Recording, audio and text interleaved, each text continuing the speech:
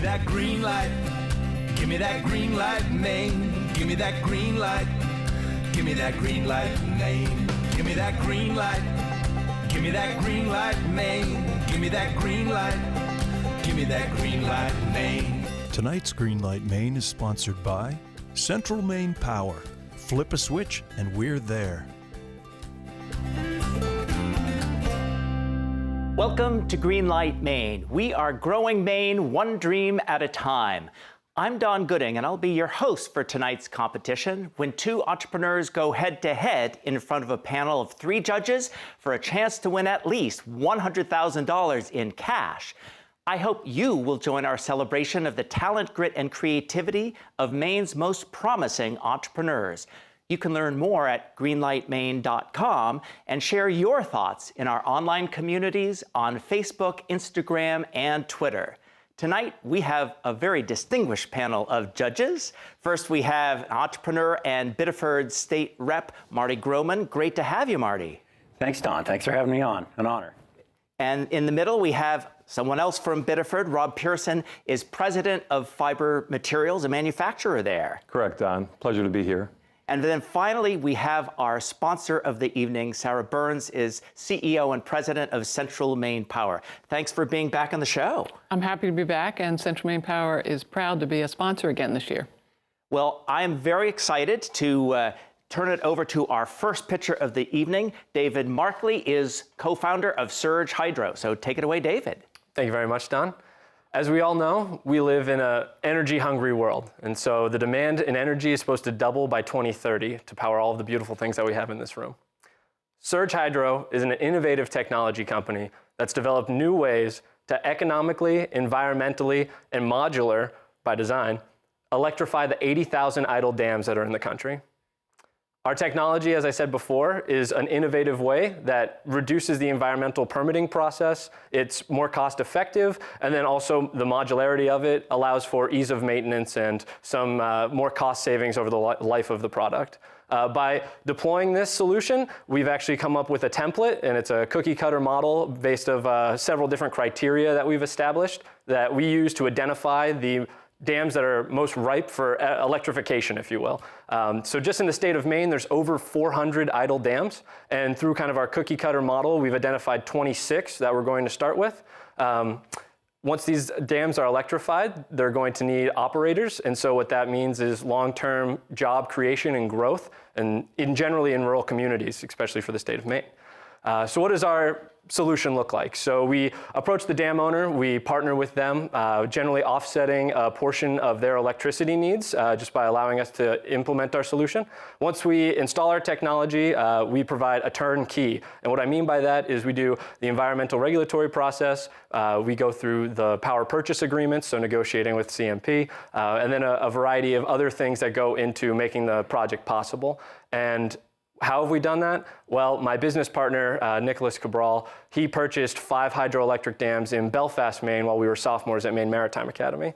And so while we were in school, we'd rush out of class, run over to the dams, tinker, and then go back to school and study for tests.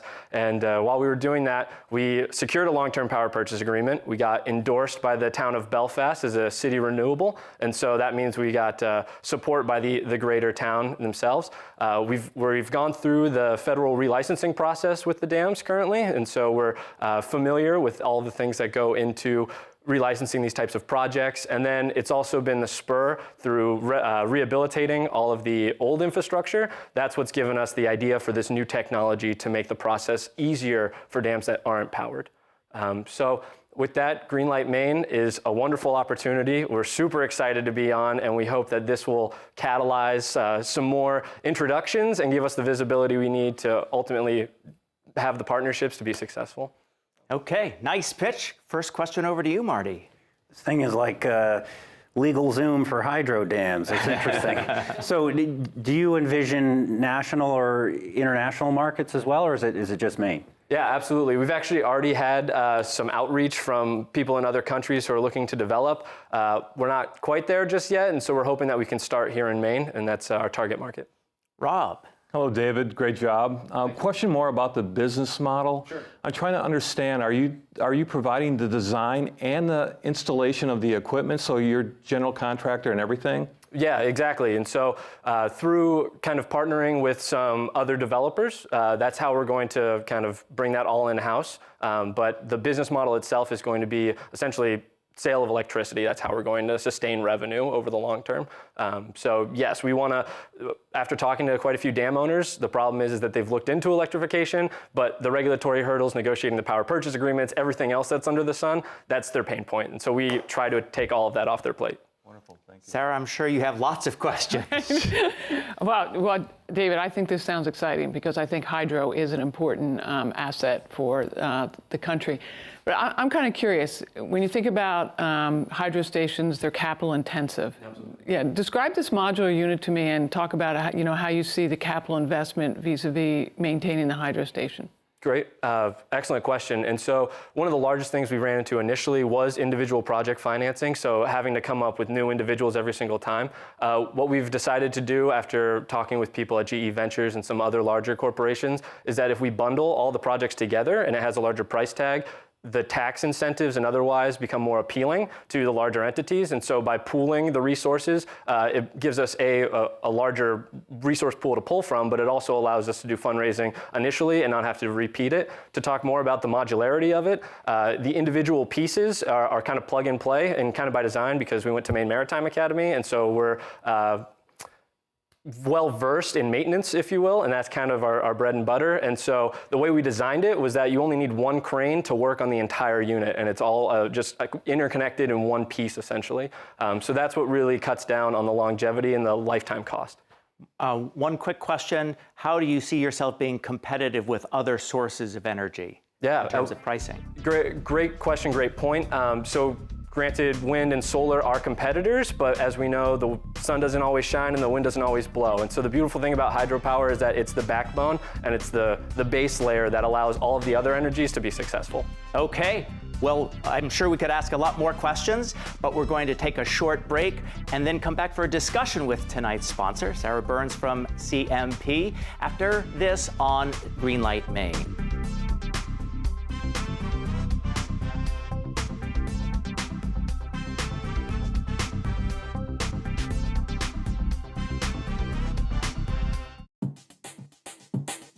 We're standing by and ready for the call. I need you out on 202. We gotta get the hospital back online. In any weather, under any conditions, we're ready.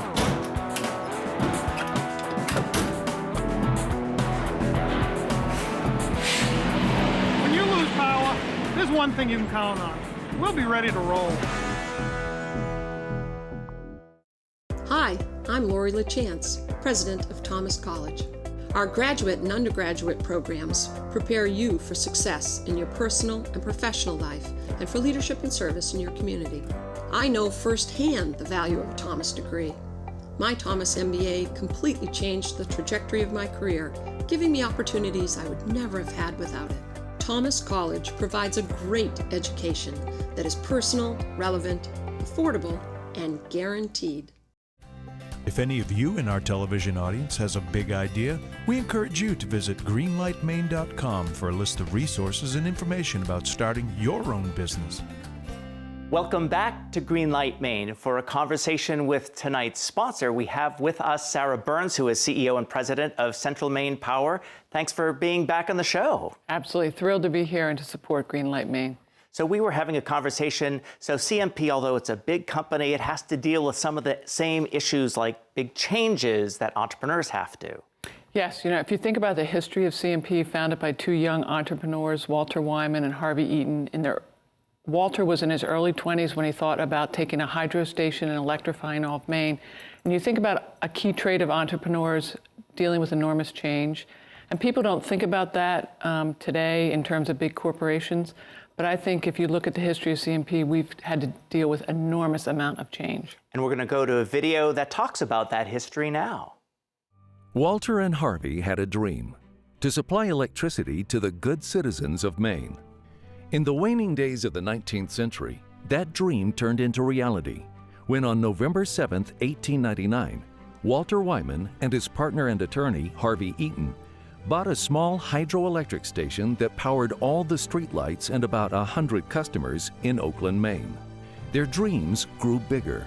As the new century wobbled to its feet in America, Walter and Harvey bought other small power companies and expanded their service area. In 1910, they began using the name Central Maine Power. The 20s roared in, and the company found innovative ways to serve more customers. The Industrial Development Department helped businesses and the Maine economy to grow. The Rural Services Department helped electrify farms and dairies. And the Home Service and Home Lighting Departments thrilled homeowners with the latest appliances and lighting techniques. Meanwhile, early acquisition of transmission corridors paved the way for upgrades to infrastructure that would meet the needs of a growing population and an expanding business world. True to the pioneering spirit, CMP invented or were early adopters of many techniques that are now standard in the industry. Using digging machines and trucks with aerial ladders allowed crews to work more safely and efficiently. Building the Jacona, the world's first floating power plant in 1930, to power a paper mill in Bucksport. Installing the first gas turbine in New England and the second to come online in the United States. Issuing safety hard hats to crews, a radical idea in 1952. Forming the Yankee Atomic Electric Company with 11 other New England electric utilities to investigate and experiment in nuclear generation, which led to the formation of the Maine Yankee Power Company in 1966 and building the Maine Yankee Nuclear Power Plant. Now in the 21st century, as a proud member of the Iberdrola Group, CMP remains committed to innovation, change, and growth. Investing billions of dollars in state-of-the-art technology like our Maine Power Reliability Program and advanced metering infrastructure supports system automation, outage detection and response, and new products and services for our customers. CMP has built a stronger, smarter grid for Maine, giving us new opportunities for growth while meeting our customers' needs years into the future. So there's a lot of new things going on at CMP, I understand. We are heavily investing in technology, which most entrepreneurs do. And two of the new programs we offered this year are Bill Alert and Outage Alert. You register with us, we send you information about outages, or we send you information about your usage. Two new products based on technology offered to our customers this year. Great, and we will be back after a short break for our second pitch here on Greenlight Maine. Furniture for Greenlight Maine is provided by Thomas Mosier Furniture, handmade American furniture since 1972. One bank in New England, a Maine bank, was recognized for putting their customers first. One bank was recognized by J.D. Power for highest customer satisfaction with retail banking in the New England region. That bank is Bangor Savings Bank. We're honored. This award means a lot to us because you mean a lot to us. Bangor Savings Bank. You matter more. As a leader in Maine and New England in providing integrated accounting, consulting, and tax services to clients large and small, the team at MacPage has proven to provide innovative solutions to help us better meet our clients' needs. We enjoy the people we serve and care about the work we do. The success of our business is based upon our ability to develop quality relationships, one client at a time. MacPage. Accessible, approachable, accountable. Greenlight Maine would like to thank Maine Startup and Create Week, a conference worth skipping work for. Welcome back to Greenlight Maine. It's a good time to get hashtag Greenlight Maine ready because we're ready with our second pitcher of the evening. With us is Andrew Caton, CEO of Cobbler Technologies. Take it away, Andrew. Thank you. So just a few decades ago, the U.S. and even our great state of Maine were some of the largest producers of footwear components globally. But within the last couple of decades, the majority of manufacturing has been sent overseas where it is still economically feasible to implement cost and labor-intensive processing to make these products. But we live on the brink of a new age, where 3D printing has the potential to manufacture almost anything new. And that is why Cobbler Technologies is commercializing a new 3D printer for the footwear industry.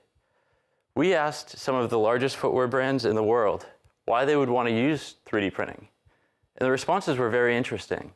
We got things like they want to innovate new products. They want to create impossible material combinations that the current infrastructure just doesn't support. But they also want a customized fit unique to their user and manufacture these products closer to where the customers buy them. So these are all incredibly new things for an industry that has used the same manufacturing for the last several decades. So what we're developing is 3D APD, or 3D atomized particle deposition. And similarly to the injection molding industry, we utilize liquid materials. The difference is we break them up into a fine atomized spray and deposit layer by layer until a product is complete. And using this innovative approach, we're able to change materials seamlessly without ever having to stop a 3D printer. So as a proof of concept last fall, we tested this manufacturing process out, and we were able to create the first additively manufactured footwear shoe sole in the world. It was kind of an incredible feat for us. Moving forward, we're looking to complete our beta development over the next several months before doing a pilot study with our partners. And this opportunity has such a massive potential for not only our company, but for the state of Maine. Within the first 5 years of sales, we have the potential to generate over $250 million in annual sales revenue, while employing hundreds of new jobs. So at this point in time, I'd love to answer any questions that you may have.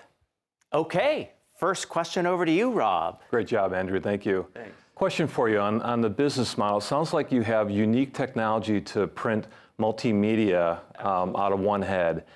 Why did you limit it to the domain of shoemaking? Because that can be applied to a lot of different industries. Absolutely, and I think there are enormous opportunities all around among various industries. Right now, footwear is the largest opportunity with over $200 billion a year in annual sales revenue. Okay, Sarah, over to you. Andrew, great job. I'm interested in your team. Tell me about who you're working with. Sure.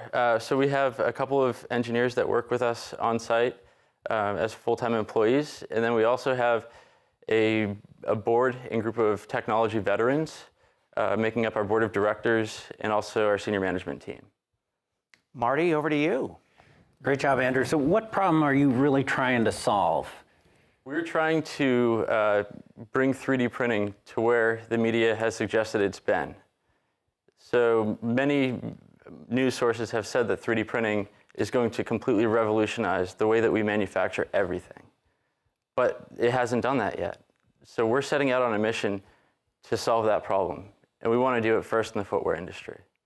So I get to ask a question here. So if you're making one of these high-tech soles for an athletic shoe, how much would that be purchased by one of these shoe companies? And then how much would that product end up selling for?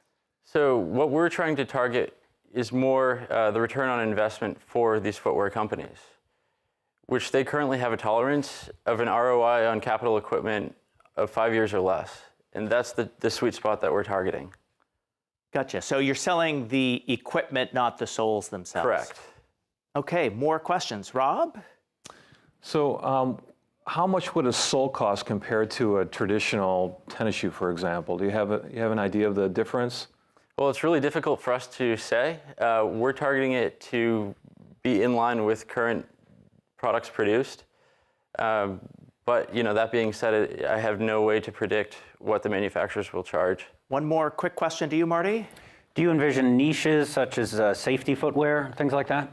I think those will be probably the early adopters and premium customized running shoes before larger adoption among the broader market.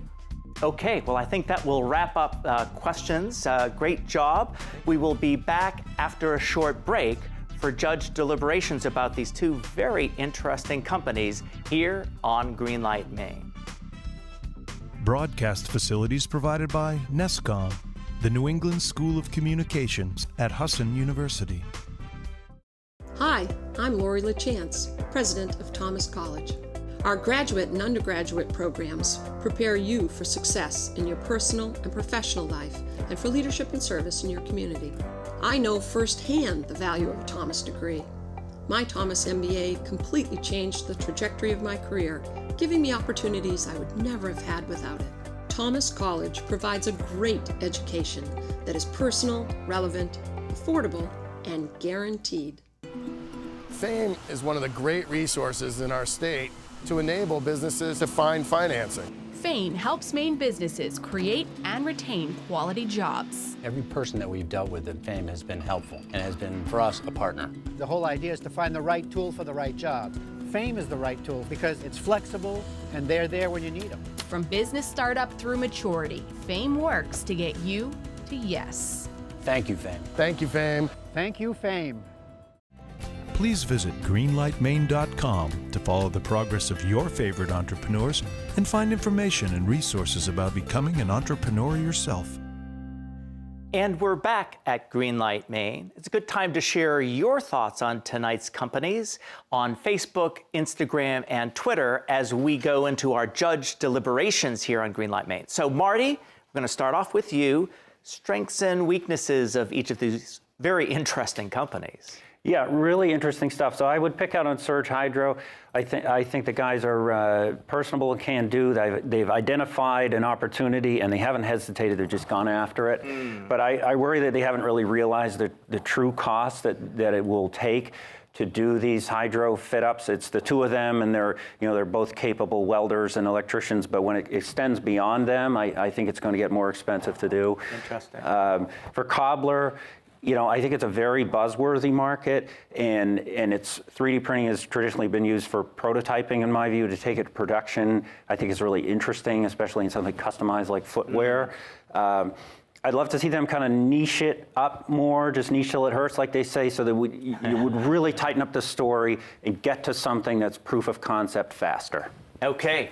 Rob, some of your thoughts. Yeah, I don't know if you agree, but both of them are very high technology. Yes. Really interesting technology with intellectual property potential. I guess one of them had applied for a patent, maybe more. Yeah. What I would be concerned about is the scale up. It's very capital intensive. So not only designing, but manufacturing with inventory and getting access to the market. There's a lot of capital involved. So I'd be concerned about such a small company being able to scale up a very capital intensive business. Yeah, and that's something they both share. They're both kind of capital intensive businesses. Interesting. Sarah, yours is also a capital intensive business. It is, and I thought the Surge Hydro is very interesting. If you think of one of the challenges the New England states have right now, it's a more diverse energy, a fuel market, because any day New England is 60, 70% gas. So we need diversity. So this is an important idea. That's good. And I think they're operating. So they're actually out there. They own 5 dams. They're operating. But I do agree with you on the scale issue.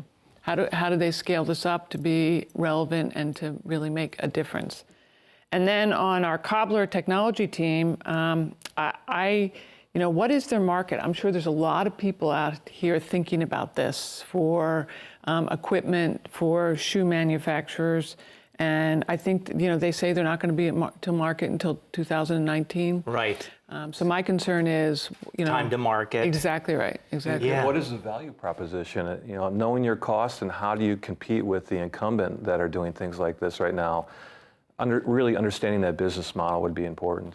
Yeah, I certainly have read that shoe manufacturers are looking heavily at 3D printing. But as they said, it's hard, so if it wasn't hard, everybody would be doing it.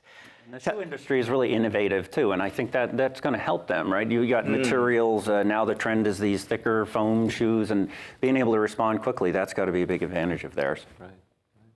So in terms of the teams that they're building, what did you think about the progress that they've made there? Because they're both young entrepreneurs. So I thought it was interesting. Surge Hydro told us on their board they have someone from GE Capital, they have somebody from MIT. Yeah. So they seem to be a group that has gone out and found some really strong resources. And then the Cobbler technology team, he said his CEO is an entrepreneur himself who's done a lot of product development.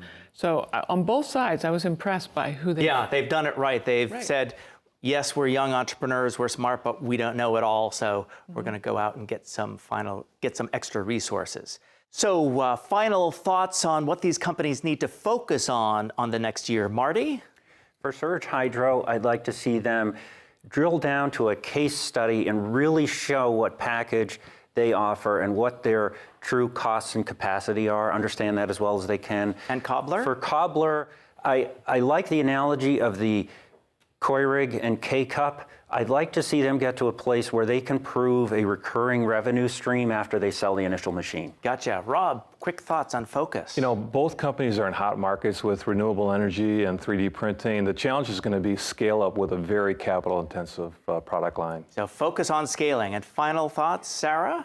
For Surge Hydro, I'd like to see them in the next 12 months get out and introduce themselves to energy partners. And for the Cobbler team, I'd like to tighten that schedule to get to market. Okay.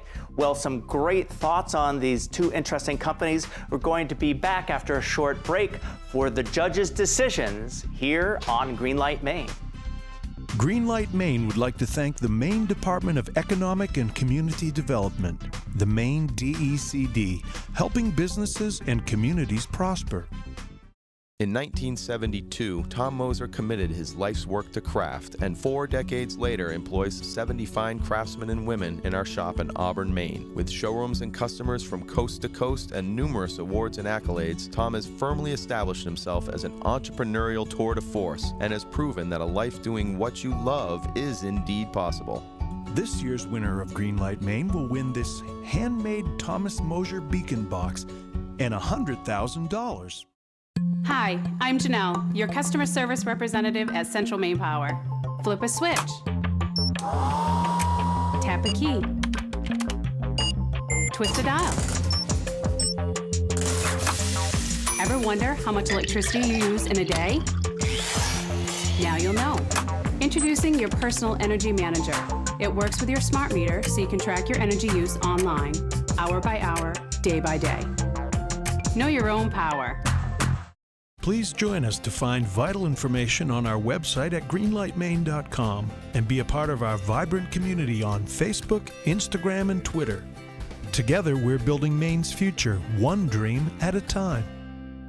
Welcome back to Greenlight Maine for the moment of truth. You've heard 2 great pitches tonight. You've heard the judges deliberate. And now it's time to find out who's going to move forward on Greenlight Maine tonight. That means Surge Hydro is going to advance to the finals, where 13 companies will be competing for a chance to win at least $100,000 in cash. And whether or not you at home agreed with the judges, you can go to greenlightmaine.com and vote for your favorite entrepreneur. We'll be back next week with 2 more exciting entrepreneurs here on Greenlight Maine. We'll see you then.